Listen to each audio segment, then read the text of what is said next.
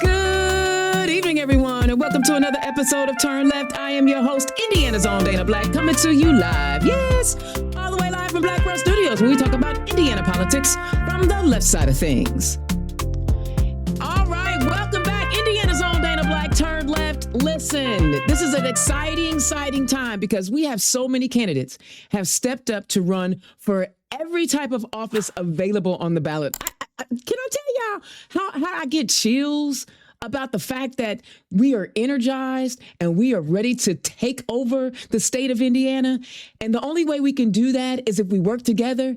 But we've got some great candidates, especially for Secretary of State, right? We have two of the most amazing candidates that we could ask for who are running to represent us in the State House as Secretary of State. So on this episode, y'all, welcome to the show, Beau Bayh, who is running for Indiana Secretary of State of the state of Indiana. Beau, welcome to the show.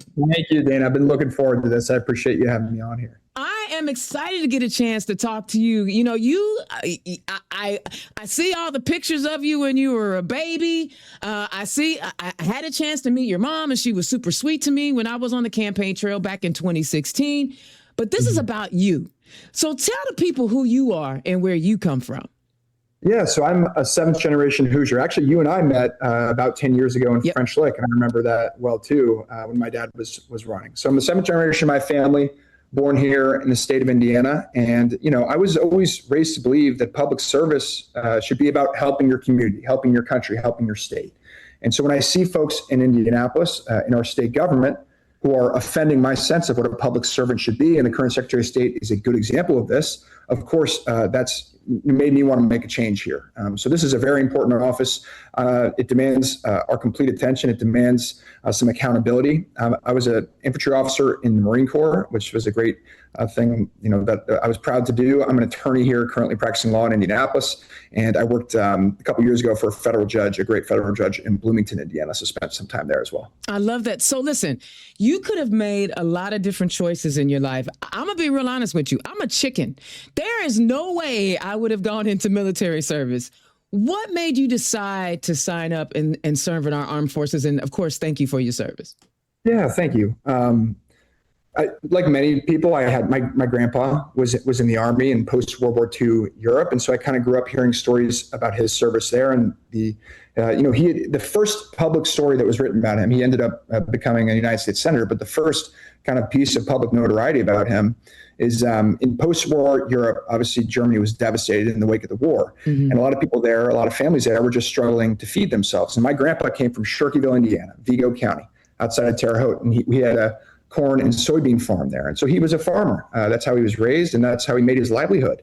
And so when he went to Europe in the wake of the war, he helped some of the families there learn how to grow their own crops and feed themselves and be self-sustainable. And so I think it was Time Magazine or People Magazine, one or the other, did a profile on him and called him the GI farmer. And so I kind of heard about his experience there in the military growing up. And, I've been very lucky in my life, Dana. I've had a lot of opportunities open to me. I've had a lot of freedoms protected for me that people have been sometimes, in some cases, given their lives for. And so I think we all have an obligation to give back for those sacrifices. There are a lot of ways to do that. You can be a public school teacher. You can volunteer at your church or for a nonprofit. There's a million different things that you can do. Military service is just one slice of that. But I was happy to be a Marine, and I love my time in the Marine Corps. I mean, you didn't even go to the Air Force where you could have just been like chilling in a lounge chair. You went into the Marines.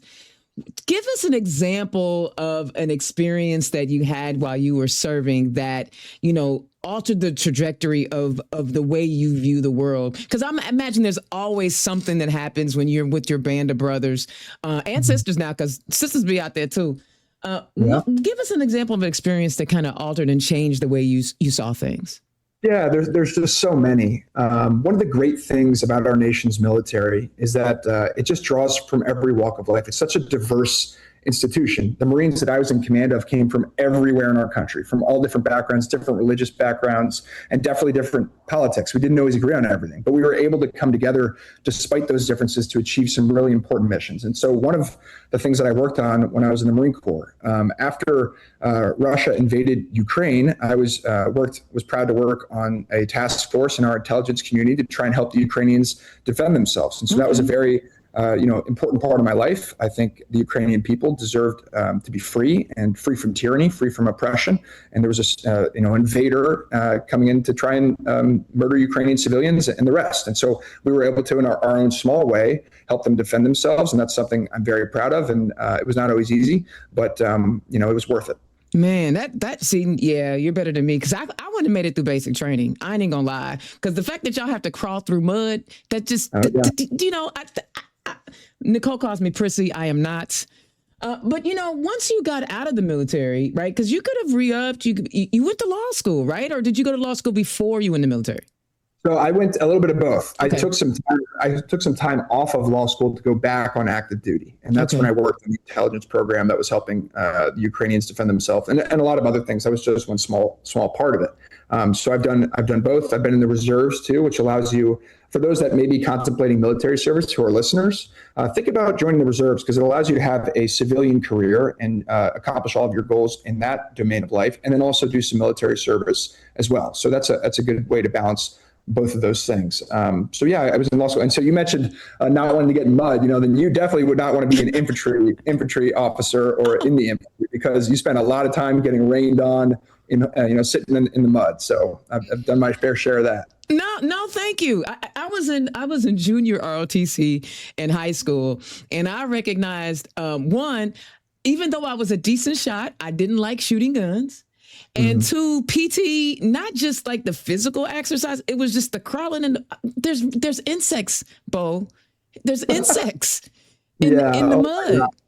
So Dana, I'll give you a story about, you brought up insects. So one of the things I was able to do is we went to South America, to a country called Guyana, and we were training some of our allied military forces down there, not just the Guyana military, but some of the other Latin American militaries. And, in the jungles of Guyana, there are some insects, as big as your hand. And so when you can't sleep on the ground there. You have to stay above the ground because there's a lot of creepy crawlers on the ground. But your body heat in your hammock attracts all these insects. So when you wake up in the morning and you unzip your sleeping system, it's just a blanket of insects. And so I don't think you probably would not love that, concerning your phobia of insects. No, because I would need the deep woods off, and I don't think that's legal. Yeah, I don't care. I'm gonna start growing a third arm probably from all the off and the deep that I've been using. Man. I bet some of that stuff that you actually saw and had to experience kind of matured you a lot faster than maybe some of your fellow peers. Because you're a millennial? Gen Z? I think I'm right on the cusp of Gen Z and millennial. Technically a millennial, but a few months away from being Gen Z. So I kind of have experienced both of them. Yeah. So let's talk about law school. I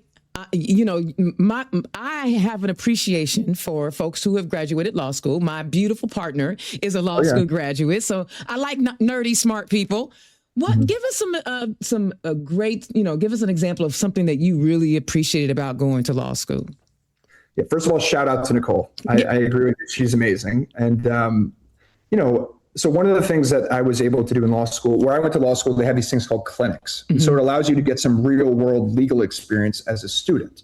Because some of the classes you take in law school are more theoretical, and they're not really as applicable to everyday legal practice. And so one of the things that I did is I worked for an amazing federal judge here in the Southern District of Indiana. Her name is Jane Magnus Stinson, a fantastic woman, a great judge on the federal bench. And during my clinical practice with her, I was able to work on just a bunch of different cases, a lot of Civil Rights Act cases in the federal courts where people are suing their employers for unjust discrimination based on race or gender or what have you. Was able to see a lot of those cases and the way that our laws operate to try and make life a little bit more fair for people. And so I really enjoyed my experience with her, working on a lot of employment law cases as well, Title VII stuff. And one of the reasons I became a lawyer is that, there are a lot of great professions, don't get me wrong. But when you are a lawyer, you have a unique ability to really make an impact in people's lives, who are in need of help, in need of legal services. And that's something that's driven me to pursue the law as a career, at least for the time being here. I'm running for office now. Right. And so working for the judge there, I was able to, enforce some really good laws like the Civil Rights Act and others. Okay. And see, I like that. And see, I love y'all lawyers because y'all always need an IT person. That's right. Every lawyer I've talked to, I've had to kind of like, okay, you push this button. Yeah. Oh my gosh. I've worked for some people at law firms, who are making way, way more money than me. And they'll say, how do you make a PDF? I'm like, are you kidding me? Those are my favorite people. I'm telling you, because I know that I'm bringing value because I'm an IT chick. And so it allows me to be like, it boosts my ego just a little bit so that I know that I can hang in any room. All right. So then you decided to, go clerk for a judge. Mm-hmm. First of all, for those of us who really don't know what that means, what does it mean to clerk for a judge? And what is that like? Yeah. So basically, when folks are seeing these opinions that come out from the federal courts, from the Supreme Court, or from state courts, those opinions are in large part, obviously the judge is doing a lot of the work too, but the clerk is preparing the judge to hear the cases, at least in my case, preparing the judge to hear the cases, recommending a decision on the case, providing the reasoning underlying that recommendation, and then taking the first stab at authoring the opinion once the case has been decided. So in a lot of ways, you're just working hand in hand with the judge. And so I clerked on the Seventh Circuit Court of Appeals, which is the way the federal court system works is you have district courts where Jane Magnus Stinson sits, and that's the trial court, the first court. Then you have the appellate courts, which the country is split up into circuits. And so I was on the Seventh Circuit, which covers Wisconsin, Illinois, and Indiana. And my judge was in Bloomington, Indiana. And so we heard just a lot of really interesting cases having to do with big constitutional law questions, some securities fraud questions, a lot of some business litigation, and just a lot of very interesting cases that you hear. But it just, to put it simply, you help the judge do their job, which is authoring opinions and deciding cases. Wow, that's amazing. Like, because it gives you a nice cross section of the legal world. It's not just, you're not just focused in on one, like criminal law or just business law. You get a chance to get a nice cross section. Do you think that your time at clerking kind of helps you see what is needed in the Secretary of State's office? I do. One of the things I just mentioned, we worked on some securities fraud cases, and one of the discrete job responsibilities of this office is to investigate allegations of securities fraud at the state level. Now, I've done that at the federal level there with the judge, and so I want to bring some of that personal, professional experience to the state level here to help on that front. We worked on a lot of business litigation, some really complex commercial cases, and part of this office is in charge of registering businesses in our state. So in my legal practice here in Indianapolis and with the judge, I've helped entrepreneurs, I help business owners every day at our law firm. And so I want to bring some of that professional experience to this office because I think I have a good sense for some of the legal hurdles that business owners face when they set up their businesses and try and grow them. And we want entrepreneurs to have an easy pathway to success because they create good jobs, which fuel our economy. So I do think my time clerking has given me some, building blocks, some real fundamental experience, which is going to be relevant to this office as well. And, but you were right, Dan, you said something very interesting. Working for a federal judge, unlike working in a law firm, you work at a law firm, generally you're pretty siloed in what you do. And working for a federal judge, you see a whole gambit. So I worked on a lot of criminal law cases, Fourth Amendment stuff, Eighth Amendment stuff, where you wouldn't really get that broad experience when you're working at a law firm. I love that. Now, you just talked about businesses. Here in Indiana, we have an interesting relationship, I think, with businesses, especially when we distinguish between large businesses and small businesses. As you think about how we function currently, what are some ideas that you would like to bring to the Secretary of State's office that can make things better and easier for us small business owners? Black Pearl IT Solutions. I'm just going to plug it.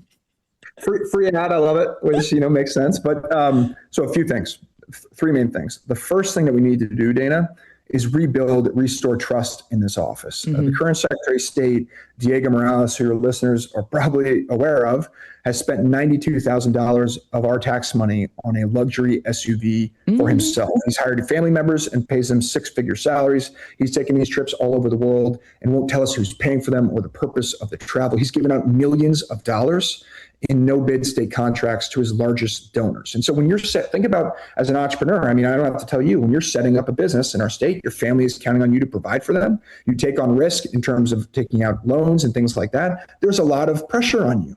And when you're going to the Secretary of State to found your business, you want to see a good faith partner in that office. And when that person, Diego Morales or whomever else, is giving out sweetheart deals to their donors, or spending our tax dollars on nice trucks for himself, you don't feel like you have a real good partner in that office. So step one, we have to run, and this is the first thing I'll do as Secretary of State, is open an independent audit of the office to rein in the corruption, rein in the insider dealing, and make sure that things get back on track, because business owners are not going to trust this office if nonsense like that is going on. So restore trust, number one. Second thing we can do is make the systems which this office oversees work for the entrepreneur, work for the business owner, and not as a means of self-promotion for the Secretary of State. So for example, when you go on the InBiz website, which is this, the website that business owners use to start their businesses, Secretary of State's office, when you go on that website and you click on the button, I want to start a business here in Indiana, you are brought to another page, and you have to scroll down 3/4 of the page to actually get to an important resource called the Small Business Development Center. And this is a great tool that our state has already funded and made available for business owners. It makes entrepreneurs aware of lines of credit that may be available for them, zoning restrictions, different legal advantages to setting up your company in a specific way under state law, all great resources. The problem is, you have to scroll down 90% of the page, 75% of the page to see that. What you see during the majority of the page is just self-promotion for the office holder. Nonsense. It's basically a campaign ad for Diego Morales. And Nonsense. So we need to promote the existing tools that we already have that are good for entrepreneurs, and not use the office as a means of self-promotion. And then the third thing that we can do is partner with great organizations like the Indy Black Chamber and others to share data and make resources available to great entrepreneurs in our state, and just be a real good partner to that organization, so many others that are doing great work helping small business owners all throughout our state.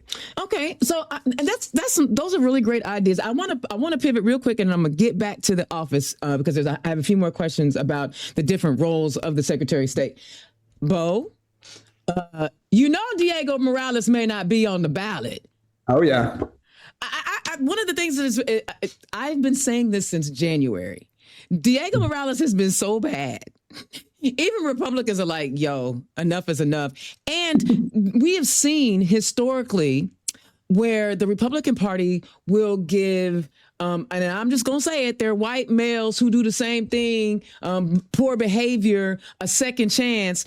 Curtis Hill didn't get a second chance when he was the Attorney General. And I knew Diego Morales wasn't going to get a second chance. When you talk about, I wonder, have you taken a look at some of the other folks? And if you haven't, that's fine, because I didn't ask this of your delegate convention person. Have you taken a look at some of the other candidates that are on that ballot? And are you ready for if one of them end up on the ballot in November? Yeah. So really important question. Of course, I've taken a look, and we're ready in the event that it is not Diego Morales and someone else. I'm feeling confident about our chances. And I'll tell you why, Dana. The corruption of Diego Morales, the hiring the family members, the buying the nice truck for himself, the world travel, the giving out the no bid contracts, the list goes on. That corruption, the incompetence in the office. I mean, the guy's been fired from this office not once, but twice, and now leads it. That corruption and that incompetence did not start yesterday. It's been years and years of these things. And so the Republican Party is now trying to substitute Diego Morales, not because he's corrupt, not because he's incompetent. In fact, Jim Banks and Todd Rokita endorsed the guy 2 months ago. They could care less about the corruption and incompetence. They're trying to remove him now at the last minute with some guy, Maximilian Engling, who, previous to 2 weeks ago, no one had ever heard of, because they know, in their own words, because they know he's about to lose to our campaign. Think about what that says about them. It's not about good government. It's not about competence. It's not about integrity. It's about power for its own sake. They're removing him not because he's bad at this job or dishonest, which he is. They're removing him because they know he's going to lose. That's not what we should. That's not the way we should be making decisions in who we promote in political life. I agree. Go ahead. Go ahead. No, go ahead. I'm cutting you off. This is your interview. If it ends up being another person, Dana, Can we trust that person who is a part of the system that has produced Diego Morales to clean up this office? I don't think so. I don't think so. There's a big problem with our state government, which is this. For 20 years, we've had little competition of state government. And so one of the things I do as a lawyer is I do antitrust law. And so there's a reason we have a system of antitrust laws in our country. You ban monopolies because if there's one store in town, they can charge consumers whatever price they want. The same is true in this respect in government. If there's one group of people, like our supermajority and the state office holders, who are in charge of everything for the past 15 or so years, there's no accountability on the part of the office holder to the voter and the taxpayer. The natural product of single group control is people like Diego Morales. So if they substitute him with whoever else, that system is still in place, and that's what we need to fight against. I feel that. Because I keep watching the Republicans at every level of the state house continue to create policies and that are really, really harmful to the citizens of Indiana. And for some reason, we haven't been able as Democrats to get our voices out in the areas. I know gerrymandering is a thing which you don't have to worry about, right? Because it's a statewide race. But the frustration has been so real that people who are continue to put these people in the office are the ones that suffer the most. So I want to go back to the office. I just had to ask that question because I ain't gonna lie, it was getting me. I'm like, everybody just focusing on this little dude. I know he was I was working the polls, Beau, on voting day, election day, and he came in last November, whenever the election was in November 24. And he came, I was standing at the place where they were putting their ballots in to help people put their ballots in. And he wanted to take a picture with me and shake my hand. I was like, bro, I'm not doing that. I don't need that negative karma on me. And you might not want to be seen with me either. So anyway, one of the other areas of the Secretary of State's office that I think people don't talk about enough is the Securities Division. We, every 15 minutes, the other side is talking about what's happening on Wall Street and how much money folks is making. And a lot of people don't understand what the Securities Division is and how it impacts their day to day. Can you talk about what the Securities Division is and how you plan to utilize that to improve lives as well? Yeah. So when a broker dealer wants to offer a security in our state for purchase, they have to register that security with the Secretary of State's office. Okay. And so if that broker dealer is making a security available to the public for purchase or private business organizations for purchase, there's certain rules that they have to abide by. For example, you can't misrepresent what the security is or the value of it or what have you, right? You can't commit fraud, in other words. And so this office is responsible for investigating allegations of fraud. So if someone a consumer feels, or a purchaser of one of these securities feels like they've been ripped off, this office is the means has the means to investigate that and then refer any cases on to the Attorney General to prosecute bad actors. So it's very, and look, one of the best things about this office, Dana, is it should not be really that partisan, right? What is partisan about holding folks accountable for ripping off people, fraudsters who are ripping people off in our state with issuing bad securities? Because it depends on who's doing the ripping off. Because they don't mind signing off on $1776 billion for whatever. I'm gonna stop talking. No, but you're right. It's an area of this office that I don't think has been wielded to the full extent it could be. And maybe that's because Diego Morales really could care less and is worried about campaigning in that nice truck of his on our dime. Or maybe it's because he just doesn't have the legal background to use it. So one of the things that I'd like to do with this office is really lean into that part of it, because I do have experience in this, and I think it's important. There's no place in our state for people getting ripped off, right? So that's an important part of this office that I think, you're right, does not get as much public attention. Usually the public attention is paid to the elections piece of this, which is well-deserved, but the securities division is important as well. Yeah. All right. We're going to talk about the big boy now, because this is the one where I have to be totally honest. I have been in my feelings for the last couple of weeks because, the Supreme Court keeps doing what they do. And, Black folk always end up being the ones that have to take the brunt of it. You will be our chief elections officer. We know that elections are basically managed at the county party level, but the Secretary of State is the chief elections officer. Talk about how you want to use your power as Secretary of State to protect the voting rights of all Hoosiers, right? And make sure. And first question. Wait a minute. Back up. Are you going to give away our voter data? Hell no. I'm not going to do that. I hope I can say that on this podcast, but Absolutely. No, absolutely not. I think Hoosiers should be very wary of anyone delivering their personal information to the federal government without a request being made, like Diego Morales did. That's ridiculous. I will never do that. Well, talk about how you will lead, especially for people like me who have like all the anxiety in the world that, they're literally thinning out the power of Black voters all across the country. Maybe not so much. They tried in Indiana. They were really working on it with that redistricting. Luckily, it didn't go down. And I say luckily because they can bring it back. But we're seeing our power diluted. Talk to us how you are going to make sure and ensure that we, all of us, are protected and our voting rights are protected from your role. It's a really, really important question. You're right. The Supreme Court several weeks ago now issued a decision called Calais, which is basically gutted Section 2 of the Voting Rights Act. And this is personal for me, not because I'm necessarily affected by it. I obviously care about the Voting Rights Act, but it was one of the first votes my granddad cast in the United States Senate. Was to pass the Civil Rights Act and the Voting Rights Act, two landmark pieces of legislation that have promoted more equal representation in our country and have just been amazing laws. Now, it's taken a hit, but there are some pieces of the Voting Rights Act that are still good law. One example, you can't intimidate voters. That's against federal law. And so I think this is one of the reasons why having a trained attorney in this particular office is going to be important, having an understanding of election law, of the Voting Rights Act, and how to enforce it, and how to advise private parties on litigating against some of these things. If folks try and intimidate voters or other things, I think would be beneficial to protect everyone's right to vote. And we don't have any majority-minority districts in the federal delegation here in Indiana. But an important aspect of this ruling that was just handed out a few weeks ago is it doesn't just extend to federal offices. Right. It extends to state ones too. And we do have majority-minority state house districts. And so what we need to do is we need to run competitively at the top of the ballot to elect more folks to the state house to prevent any nonsense redistricting along racial lines, which would just be awful and destroy more Black representation in our state house. So we have to fight back against that it comes back to this, Dana, we have to win elections. Say that again. We got to win.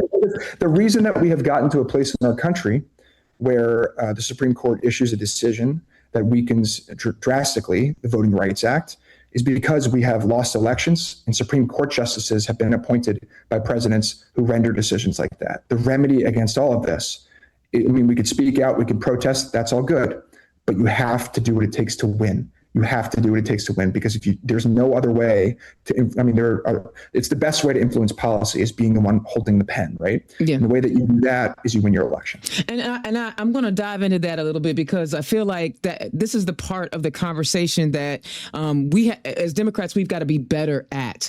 And I had this conversation with Blythe. One of the things that has been really frustrating to me is watching many of our the Democrats at every level, because we're the Big Tent party, right? We have everything from Blue Dogs to Democratic Socialists and everything in between, because our policies are the policies of the people. And what I'm struggling with is that these folks want to have like these litmus tests on what a Democrat is. And when I do trainings to candidates, or when I go speak to like Hoosier Women Forward or emerging leaders, one of the things I say, I ask people who been married 50 years, and I see the hands that go up, and I go, do y'all agree with your spouse 100% of the time? And all the hands go down. Why do you expect that from your politician, that you are going to agree with them 100% of the time? A lot of times, if I can get about 70 to 75% in agreement with my Democratic candidate, I know that I'm going to be in good shape. Talk to us how you say, and I'm not the only one that feels that way, right? As I'm saying this, talk to us how you are managing to appeal to people and talk to people who may not, see you as the candidate of their choice, but how are you going to win them over if you win on Saturday? Because we got to bring everybody together now. We do. And it's not just Democrats, Dana. We need to win a whole lot of independents and Republicans too.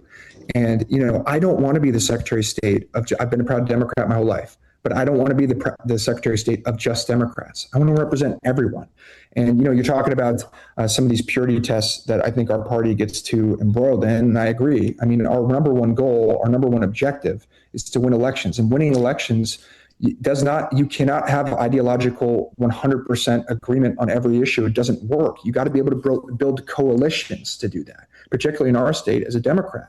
And so the way that you do that is you accept people in to your movement who maybe you don't agree with on every issue. But if you agree on the main things, for example, good public schools, good paying jobs, supporting our brothers and sisters in organized labor who bargain for better wages and more dignity on the job and more affordable healthcare, those things, if we agree on those things, then we can figure out this other stuff a little bit later. But let's come around these core issues. If we agree on that, then we can move forward and handle some of this other stuff in the periphery down the line. Too many folks, I think, like you said, you're right, demand ideological purity on every issue. And there's room for debate, and that's good. It's healthy. That's what makes everyone better, right? Competition, more dialogue, more debate makes everyone better.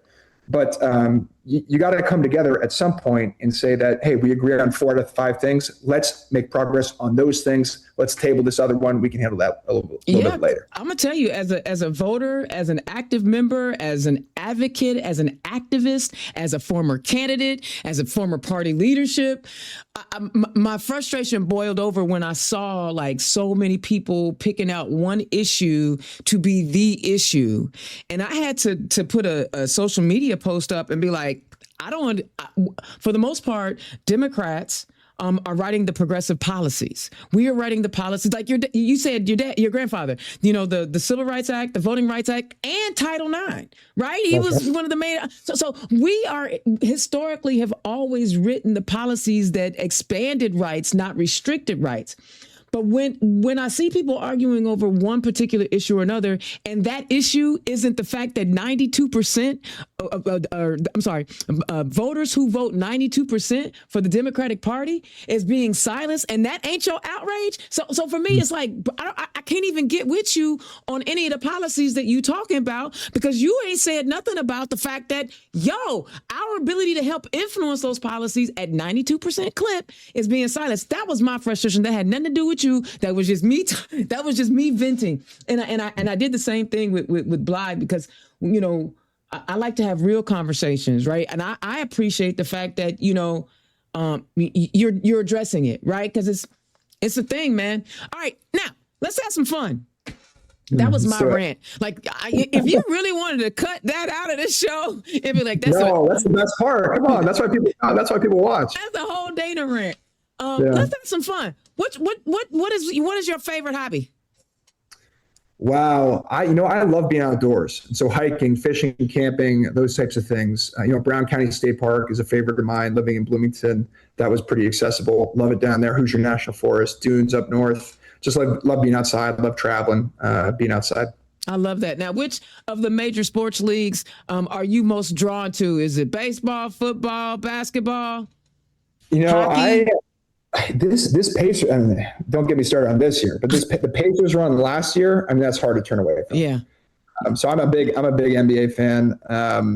The Pacers need to step it up next year. Let's hope they can. Yeah. Also, I'm a big IU football fan, and so it was fan. I was living in Bloomington when they had that first season under Kurt Signetti that no one saw coming at all, which was fantastic. And then I got to go to the Rose Bowl with some friends this past year when they were, they went on to win the national championship. So love me some football. Love the Colts. My brother worked for the Colts for the past 3 years. Oh, nice. And so I've just grown. I grew up every summer going to Colts training camp in Anderson, and I will never forget. There was one moment.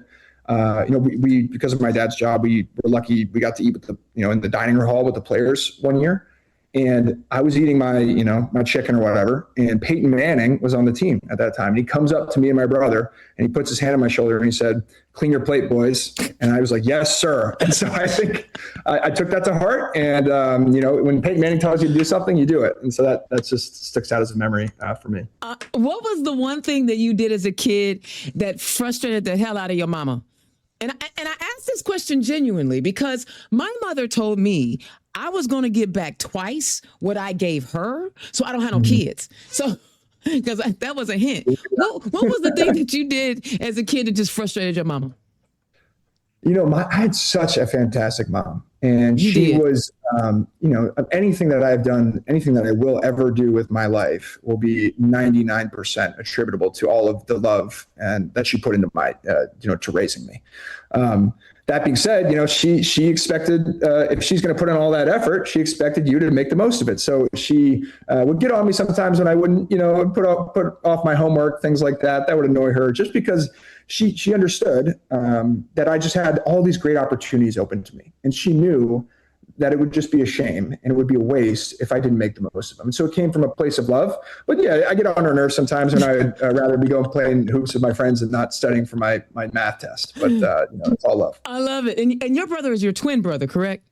That's right. Okay, so Nick Roberts, who was one of our city councilors, has a twin brother, Nate Roberts. We don't have to worry about your brother going on TV and being MAGA, do we? My brother is a Democratic delegate on Saturday, so he'd have to have a complete change of heart, which I don't foresee happening. I just thought that was a funny coincidence when Nate got up to speak on because I'm one of those General Assembly nerds. I literally have it on in the background and watch all the committee meetings and while I'm working during the day. And they were all so confused when Nate and Nick were speaking. I just thought that was hilarious. I just want to make sure that the Bayh brothers are in good shape as far as Democrats. We won't have any online tete-a-tetes between the twins. So no, and then my brother and I would have some private words about that if that ever happened. I just thought that was so wild. You know what? This was a great conversation. I think this is the first time in a long time where I got a chance to just kind of rap with you. Like most of what I hear about you comes from Nicole or what I read. And the best part about getting the chance to really sit down and talk to somebody is just getting a feel for them, right? And as our relationship grows, which I hope it does, the next time we do this, it'll be a totally different conversation. Because you can ask Bly, like I've interviewed her a couple of times and like I almost forgot I was interviewing her for the podcast. So when people listen to these, they may sound a little different. But tell us, give us your elevator pitch, because you got to turn out voters. You're right. We got to do the thing. Give us your elevator pitch that's going to turn out people not only in Hamilton County, but 42nd and Post Road. This office is so important, and it's never been more important than today, Dana, for the reasons that we just discussed. On the line in November here is the legacy of what people marched for in Selma, in Montgomery. People's right to participate equally and fairly in our democratic process. And so that's the message here this fall. That's the message here on Saturday at the convention, is that we are building the kind of campaign here that's going to be able to compete in November, and that's going to be able to clean up this office that desperately needs it. Hoosiers work really hard for their money, and when they see it wasted on luxury perks or hiring family members or trips all over the world potentially, that's not right. Particularly today when people are struggling just to get by, and I meet people every day in our state that are just barely making ends meet. And when someone who is a statewide office holder here in Indiana is abusing the taxpayer the way that he has, that's unacceptable. And so we're feeling good about things. One of my main missions here when we win this election is to increase our abysmal voter participation numbers. And I know you've seen this. And it's not good enough to be last or near last in the country every year here in Indiana. So we got to protect early voting. We got to expand the hours people have to vote. We got to end this straight ticket voting, which has driven a lack of competition in our elections, which has increased voter apathy. And then we got to work with the state legislature to put big questions on the ballot, citizen-led ballot initiatives to give people more direct say in some of the biggest issues of the day. Good luck with that one, bro. Yeah, well, I get it a lot. It's a hard thing to accomplish, but just because something's hard does not, if it's right, doesn't mean that we shouldn't try. Yeah. And I think the majority of Hoosiers want a more direct say in what's going on in their politics. And so I would love to work with anyone of any political party to accomplish that. And we're building the kind of campaign here, the resources to take it to them in November and clean up this office and hopefully be the beginning of change here in Indiana. I'm glad you said that, resources, because again, in a conversation I've had with multiple people, y'all can pretend like this ain't Citizens United, a country, the state that we live in. Citizens United is here.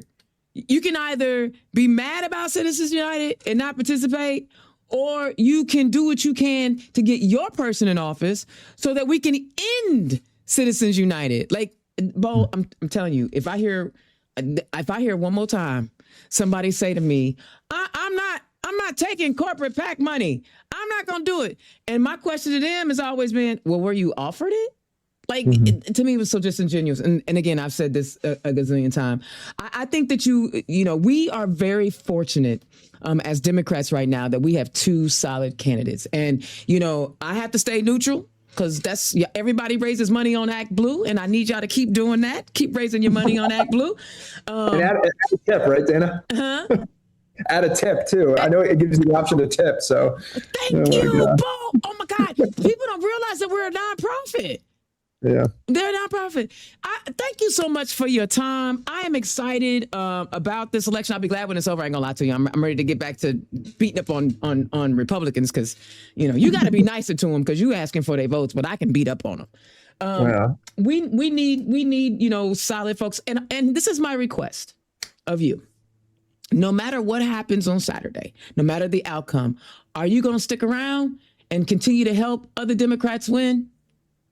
Of course, I'm in this fight. I've been in this fight for the past, almost my whole life. And so I'm not going to leave now. No matter what the results here on Saturday, we're feeling good about things. But no matter what the results are, I'm going to do everything I can to help Blythe or whomever else we need to. Because I believe in the fact that we need change in our state. We got to have a better public school system, more affordable daily life, a better quality of life, all of those things. And so that doesn't stop here on Saturday. It just begins. I love it. All right. Thank you so much for joining me on Turn Left. Guys, I'm going to say this. Don't hang up just yet. I'm going to say this. And he didn't do it, but I'm going to do it. All right. Click his donate link. Click his donate link. Right? The bottom line is this.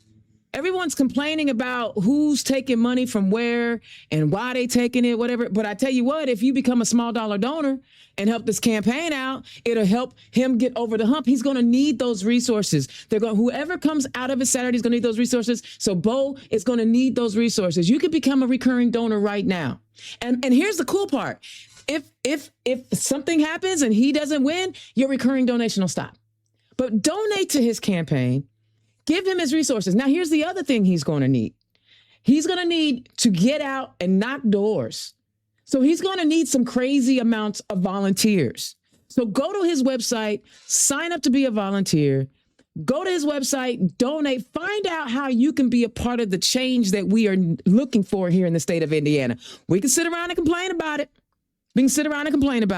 Or you can get up and do something about it. And no matter who comes out on top on Saturday, it is going to take all of us to beat the Jim Banks and come on, Tom McKee, give me a break, y'all. Ain't y'all tired? Of the crazy? Of little Braun and his nuclear family month? Let's do the right thing and help these candidates out. And I'm so excited that we have great candidates. Indiana's own Dana Black, thank you so much for tuning in. I will holler at you next time. Peace. Turn Left is the property of Black Pearl IT Solutions, executive producer, Indiana's own Dana Black. Music by Dorian and 22 from Pixabay.